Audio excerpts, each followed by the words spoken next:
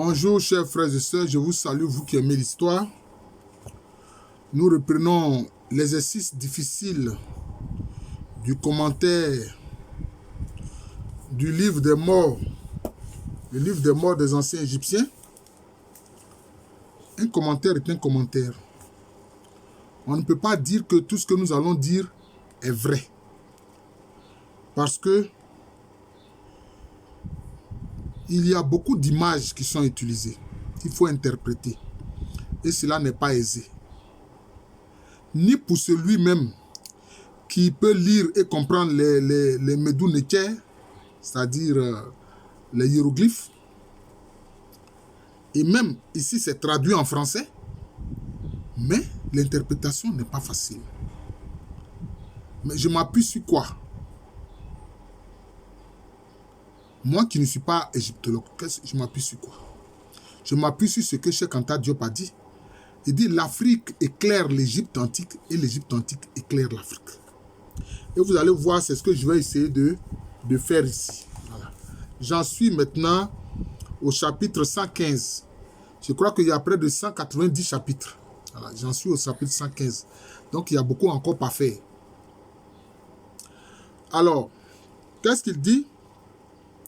L'Osiris N, bon, c'est le défunt, hein, mais en fait, c'est les gens qui ont écrit ces paroles-là pour lui. Il faut comprendre ça. Formule, moi, je dis toujours qu'il faut remplacer ça par parole sacrée. Voilà. Parce que formule, ça fait penser à la magie. Bon, il ne s'agit pas de ça. Formule pour monter au ciel, ou plutôt parole sacrée pour monter au ciel, et pour pénétrer dans l'autre monde.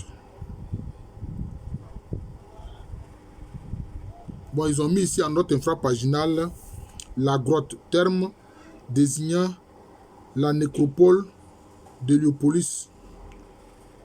Bon, je reprends. Parole sacrée pour monter au ciel et pour pénétrer dans l'autre monde, connaître les âmes d'Héliopolis. Mais l'autre monde là, bon, ce qu'ils sont en train de dire, moi je ne comprends pas, ils parlent de grotte. Non, l'autre monde c'est le monde invisible. C'est le monde invisible, c'est-à-dire le monde des défunts. Mais ce monde des défunts est vaste. Je peux dire ça a plusieurs compartiments. Voilà, c'est tout. C'est ce que les Akans appellent Ebolo. Et que les Ashantis appellent Samampong ou bien Samanduya. C'est l'autre monde, c'est tout.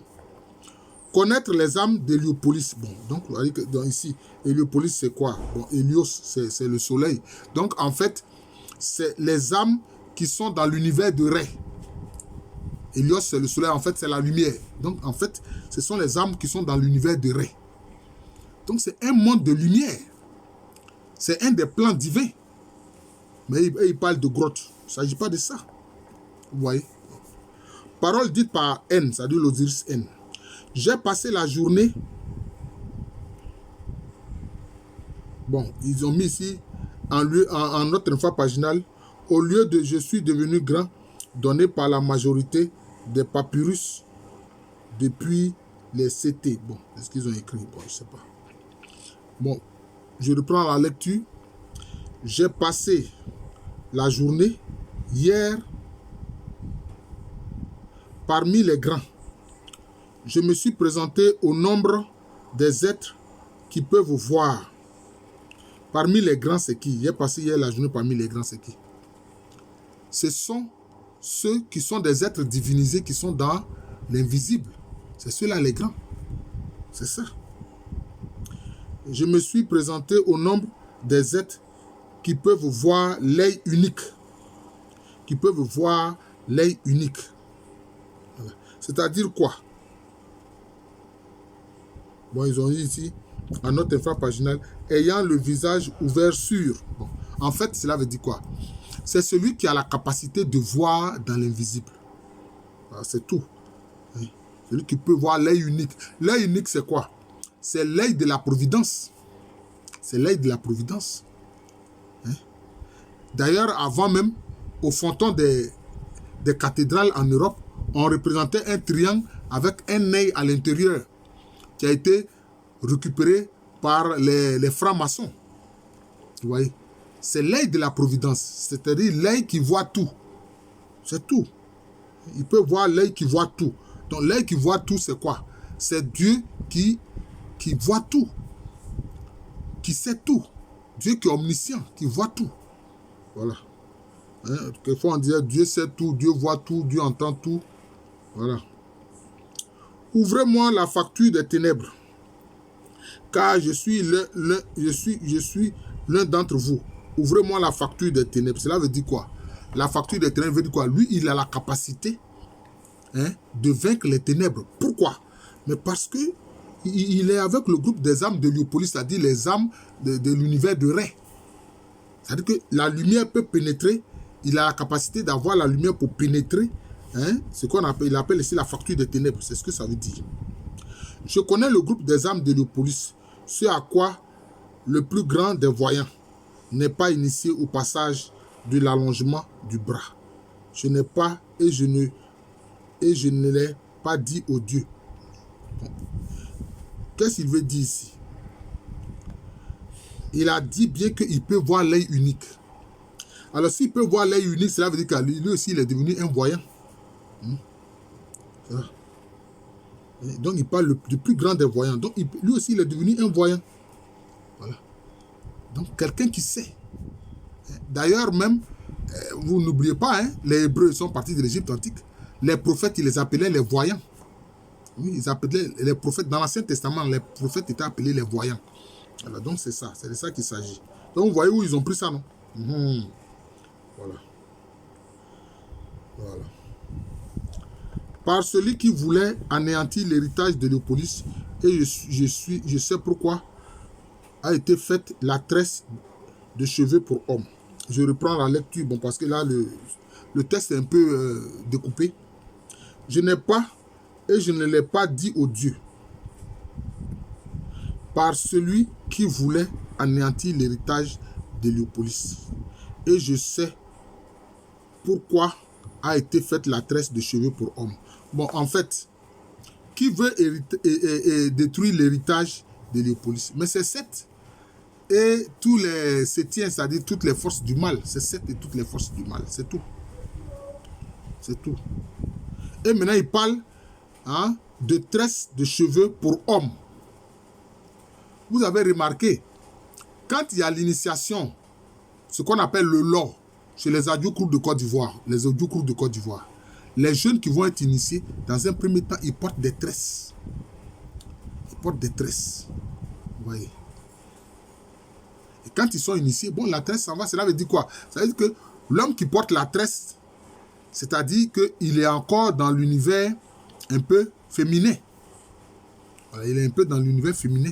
Donc, il est dans l'être qui réceptionne et non l'être qui est actif. Vous voyez, c'est ça.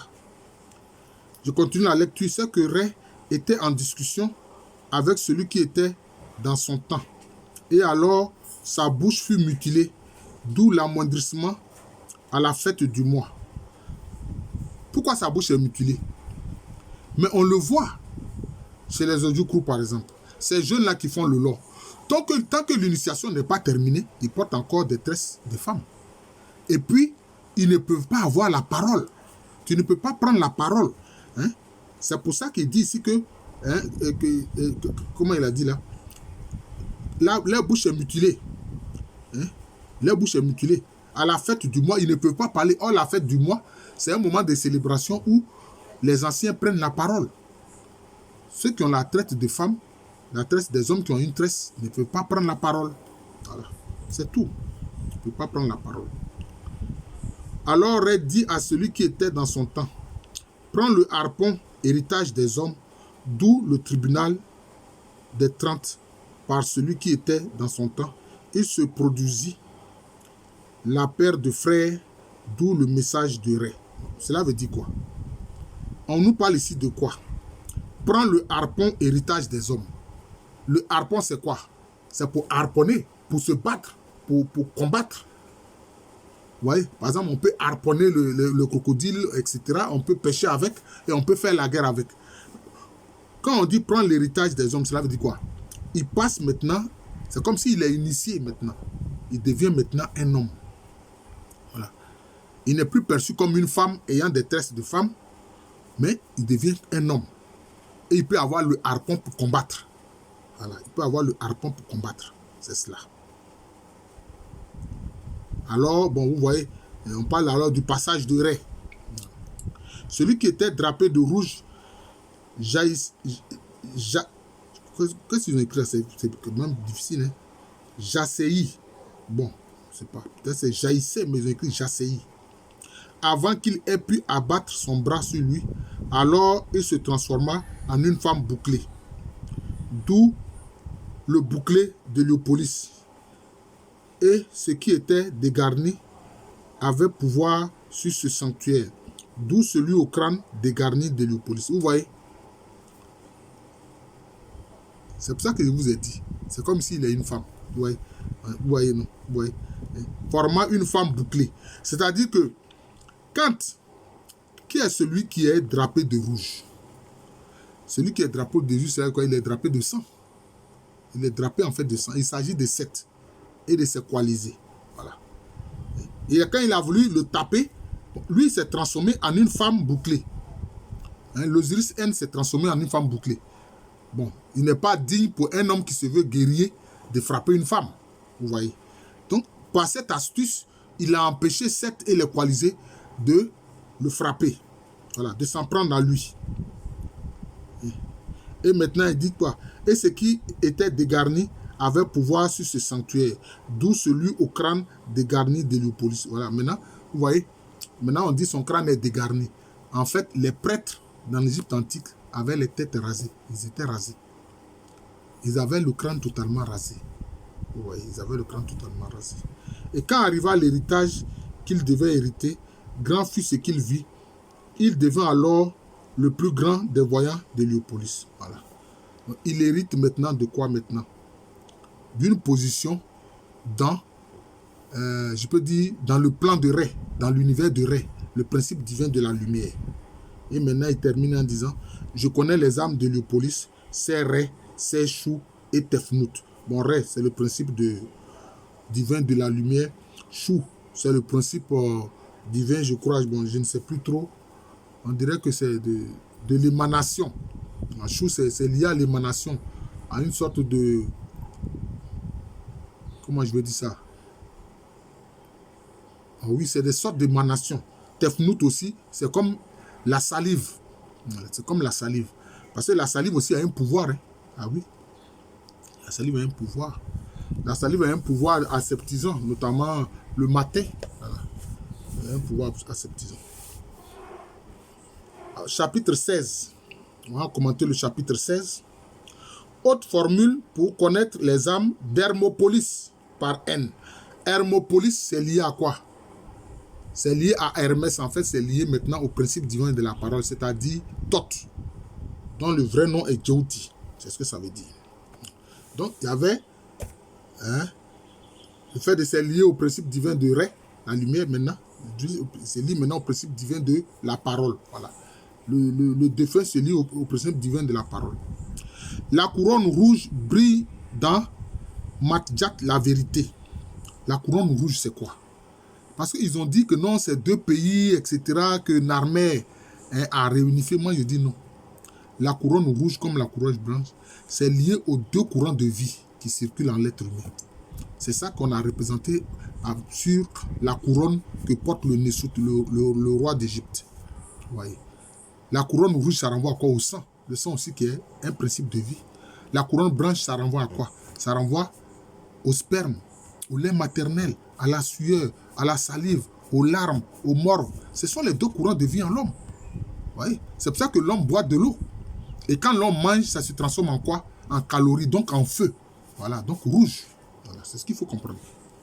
Alors on dit la couronne rouge brille dans Matjap, la vérité. Cela veut dire quoi? La vérité, c'est quoi? C'est la mat. C'est-à-dire que c'est le principe de la vérité et de la justice. Est tiré de l'épaule. L'œil est mangé par celui qui le compte. Je le sais, j'ai été initié à cela par le prêtre Sétem. Je ne l'ai pas dit aux hommes, je ne l'ai pas répété aux dieux et vice-versa. J'entrais inconsciemment et je n'ai pas vu le mystère. Cela veut dire quoi? Bon. La couronne rouge, je l'ai dit, c'est ce qui est lié au sang. Il dit quoi? La vérité, c'est la mat, la vérité justice, est tirée de l'épaule. L'œil est mangé par celui qui le compte. Je le sais, j'ai été initié à cela par le prêtre Sétem. Bon, vous voyez que dans le terme Sétem ici, il y a le mot Seth.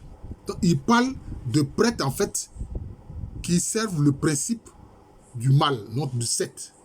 Il dit il a été initié à cela. Il a été initié à cela. Donc, aux gens qui sont susceptibles de verser le sang. Hein, verser le sang, d'où la couronne rouge dont on parle plus haut. Mais qu'est-ce qu'il dit quoi? Qu'est-ce qu'il dit? Il dit, je ne l'ai pas répété aux dieux. C'est-à-dire qu'il n'a pas dit ça aux différents principes divins, aux différents attributs divins. Il ne leur a pas dit que lui, il a été initié, hein, au rite de Seth. Voilà. Au rituel de Seth. Il a été initié, mais il ne leur en parle pas. Voilà. Il dit que j'entrais inconsciemment et je n'ai pas vu le mystère.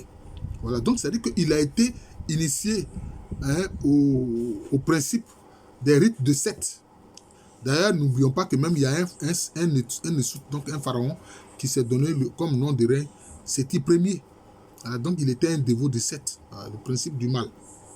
Salut à vous, c'est Dieu qui habitait Hermopolis, c'est-à-dire les attributs divins de la parole, voilà, de la parole divine. Connaissez-moi comme je connais la couronne rouge. Pour faire croître à nouveau l'œil noir, je suis joyeux de compter. Du compte compté. Bon, du compte compté, cela veut dire quoi? C'est le fait de la balance, de voir ses mauvaises actions comme ses bonnes actions. Il dit qu'il connaît la couronne rouge. La couronne rouge, c'est ce qui est lié au sang, c'est ce qui est lié au sacrifice. Il dit pour à nouveau faire croître l'œil noir. L'œil noir, en fait, c'est l'œil de la providence. Voilà. Mais il faut savoir que ce qui est noir, c'est ce qui est imbibé de lumière, c'est ce qui est imbibé de feu. Il faut savoir ça. Quand les gens s'en prennent à ce qui est noir, moi, ça me fait rire. Tout ce que le feu a touché devient comment? Ça devient noir. Tout ce que le feu a touché devient noir. C'est comme ça. Voilà. Nous sommes noirs parce que, enfin, nous sommes basanés noirs parce que, bon, c'est le mélanine qui fait que nous produisons la mélanine qui donne cette teinte-là. Voilà. C'est tout. Il suffit d'enlever la mélanine, tu deviens clair comme Michael Jackson, qui était même plus clair de peau que ceux qui sont des leucodermes. Voilà. Il dit, je connais les âmes d'Hermopolis, la croissance au début du mois, la mutilation au milieu du mois. C'est Thoth, c'est celui dont la connaissance est secrète, c'est l'omniscient. Vous voyez, quoi. Il dit quoi? Il connaît les âmes qui sont vivent dans l'attribut divin de la parole, de la connaissance. Hein? Il dit quoi? La croissance du début du mois, ça dit que sans doute Thoth Djeuti était très vénéré au début de la lunaison. Quand la lune commence, quand la lunaison commence. Et puis ensuite, quand il dit la mutilation au milieu du mois, hein, au milieu du mois aussi, il y a des rites qui sont faits. Quand il dit la mutilation, bon, sans doute qu'il y a des sacrifices qui sont faits. Et il dit quoi? C'est Thoth. C'est celui dont la connaissance est secrète. C'est l'omniscient. Donc c'est le principe de la parole, c'est le principe de la sagesse, c'est le principe du divin qui sait tout. Voilà. Ça, c'est le chapitre 16 que nous venions de commenter comme ça. Nous avons commenté le chapitre 15 et le chapitre 16. Donc, je ne sais pas. Bon, est-ce qu'on pourra commenter le chapitre 17? J'ai peur que la vidéo soit longue. Ils mettent... Bon, on va essayer de commenter le chapitre 17. Formule pour s'engager dans les chemins dans Rosetaou. Je pense que Rosetaou, c'est lié un peu à Ré, je pense. Parole dite par N, l'Osiris N. Chemin supérieur qui mène à Rosetaou. Je suis celui qui revêt par pavois, celui qui sort portant la couronne blanche. Vous voyez, non pas la couronne blanche.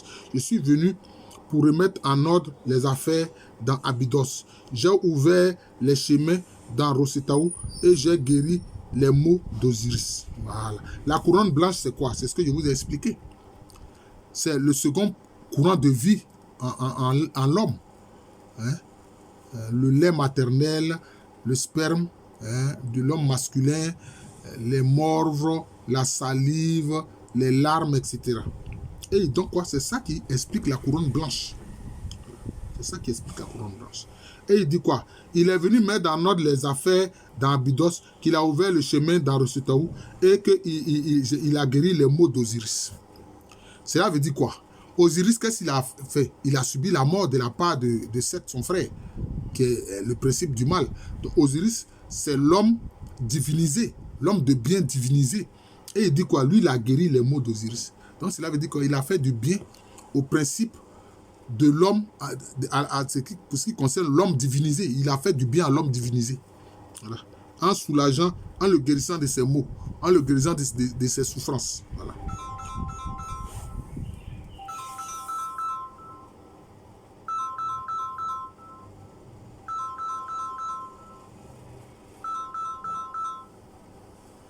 Oui, allô?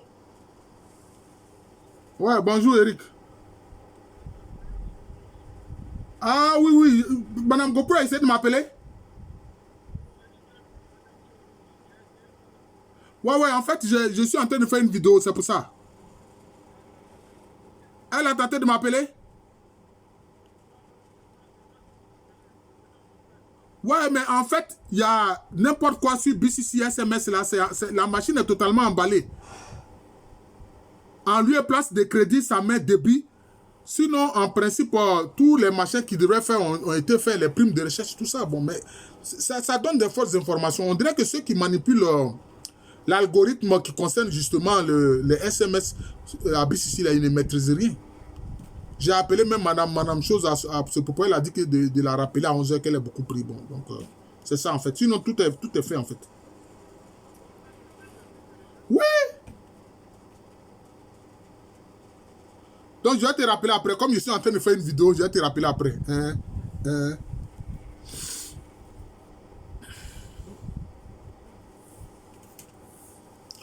Excusez-moi, hein, excusez-moi. C'est un collègue qui m'appelait. Le docteur Pété Eric. Qui est un de mes fils dans l'intellect. Il a fait une thèse très brillante sur l'histoire de Haïti. Voilà.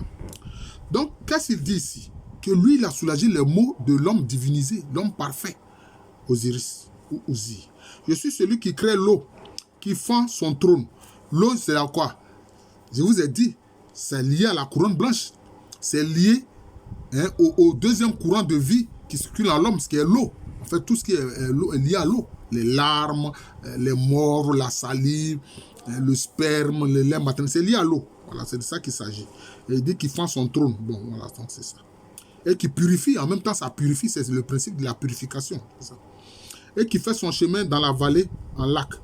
Grand, arrange-moi le chemin qui est le tien, qui est le sien, qui est aussi le mien. Donc, il parle de quoi? Le grand, il parle de qui? Il parle d'Osiris. Hein? Il parle d'Osiris. Voilà. Il dit que le grand Dieu, c'est-à-dire Neker, arrange son chemin, arrange le chemin d'Osiris. Voilà. Qu'il arrange aussi, lui aussi, son chemin. Lui, l'Osiris N. Voilà. Proclame juste Osiris entre ses ennemis, proclame juste l'Osiris N contre ses ennemis. Voilà. Il demande à Dieu Neker de proclamer Osiris juste. Osiris a été proclamé juste. C'est pour ça que lui, il juge les âmes des défunts. Maintenant, il demande à ce que lui aussi, lui, l'Osiris N, il soit proclamé juste hein, contre ses ennemis. Qu'il soit comme l'un de vous, car il est bienveillant pour le maître de l'éternité. Voilà. Donc, Osiris a été bienveillant pour le maître de l'éternité. Et l'Osiris N aussi se veut bienveillant pour le maître de l'éternité, c'est-à-dire Neker. Qu'il marche comme vous marchez, qu'il se tienne debout comme vous vous tenez debout, qu'il s'asseye comme vous vous asseyez, qu'il parle comme vous parlez au grand Dieu, maître de l'Occident. Le grand Dieu, ça, il dit là, c'est Neker. Et ce sont ces manifestations que, à tort, les gens ont appelé les dieux Jésus, mais en fait, qui sont les attributs divins. Voilà. Et donc, lui, il dit qu'il veut marcher comme les attributs divins, s'asseoir, se tenir debout comme eux, ils sont debout. Ils sont debout fermement dans la vérité et la justice. Et qui veut s'asseoir comme eux, ils sont assis, c'est-à-dire s'asseoir comme des rois, dans une dignité majestueuse. C'est ce que lui aussi veut. Voilà. Et pouvoir parler au grand Dieu comme les attributs divins parlent à Neker. Voilà, c'est de ça qu'il s'agit. Voilà, je vous remercie. Je suis le professeur Alou Kwame Rémy. Je commentais ici 3 chapitres du livre des morts des anciens Égyptiens. Le chapitre 115, le chapitre 116 et le chapitre 117. Voilà, je vous souhaite un bon week-end. Je vous souhaite une bonne journée.